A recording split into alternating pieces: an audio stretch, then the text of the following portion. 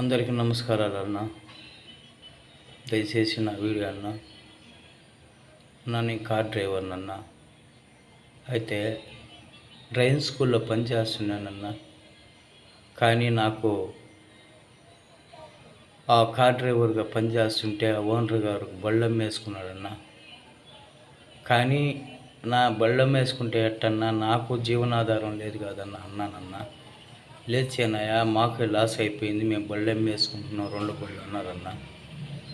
నా పిల్లల చదువు ఆగిపోద్దన్న, మీరు మధ్యలో కారు అమ్మేసుకుంటాను అన్నానన్న. కానీ వాళ్ళు ఏమంటారంటే, మేమేం చేసామయ్యా, మేము కార్లు మాకు సేల్స్ వచ్చాయి, మేము అమ్ముకుంటున్నాం అన్నారన్న. ఇటు అమ్ముకుంటే మా పిల్లల చదువులు దగ్గరికి వచ్చాయన్న. పిల్లకాయల చదువులు ఆగిపోతే నాకు ఇబ్బందే కదన్నా. పిల్లకాయలు ఏదో ఒక ప్రైవేట్ స్కూల్ చేయాలని అనుకున్నానన్న.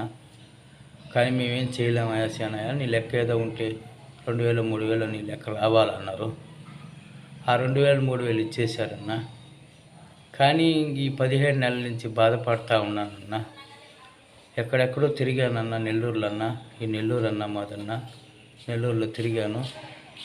కనీసం నెల్లూరులో ఏదైనా డ్యూటీ దొరికినా కూడా చేసుకుంటామని చెప్పి తిరిగానన్న. ఎక్కడ జాబ్ దొరకలేదన్నా. కనీసం ఏం చేయాలని చెప్పేసి ప్రతి ఆటో వాళ్ళ కాడకు పోయి, అన్న నాకు ఏదైనా డ్యూకి బండి ఇవ్వన్నానంటే, మేము డ్యూకి బండి ఇవ్వాలంటే మా నాకుండేది ఒక బండి అని నీకు ఇచ్చి నేనేం చేయాలని చెప్పేసి అన్నారన్న. ఇంకేం చేస్తాం, ఏం అర్థం కాలేదన్న నాకైతేనన్న.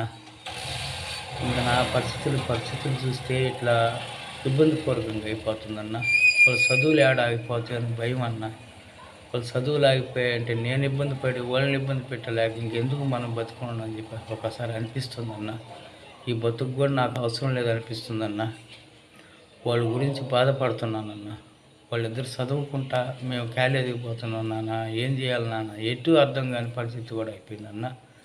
సరే ఆటో వాళ్ళు ఏమన్నా ఆటో ఏమన్నా ఇస్తారని చెప్పేసి అడిగినా కూడా వాళ్ళు కూడా మాకు బళ్ళు లేవు, ఏమీ లేవు, మేము ఆడ నుంచి తెచ్చిచ్చామంటే ఇంకేం ఎటు అర్థం కాక ఆ పేపర్ కాగితాలు, ఆ డబ్బాలు ఏరుకుంటున్నానన్న.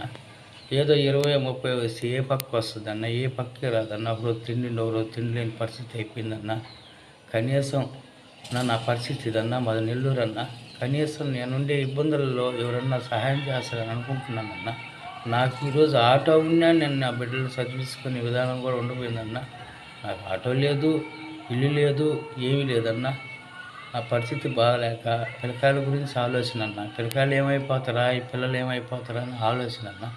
ఇంకెందుకు మనం బతుకుండాలా, ఎందుకు మనం ఈ లోకంలో బతుకుండాలని అనిపిస్తుందన్న. ఇది నిజమన్నా.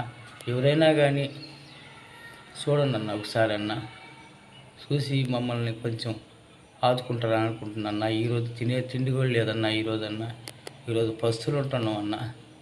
దీని మీద ఆదాయం లేదన్నా.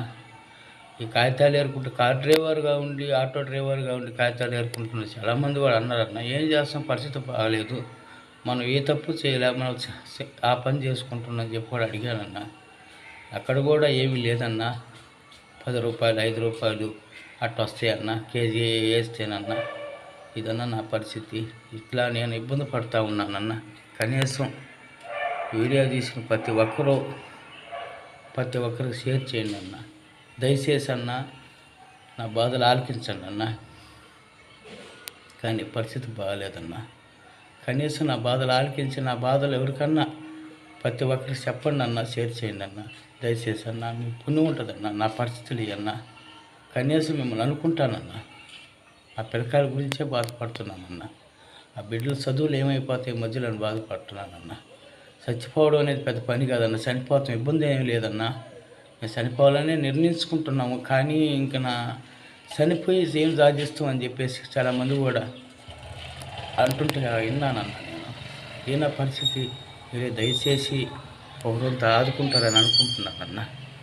అందరికీ నమస్తే అన్న.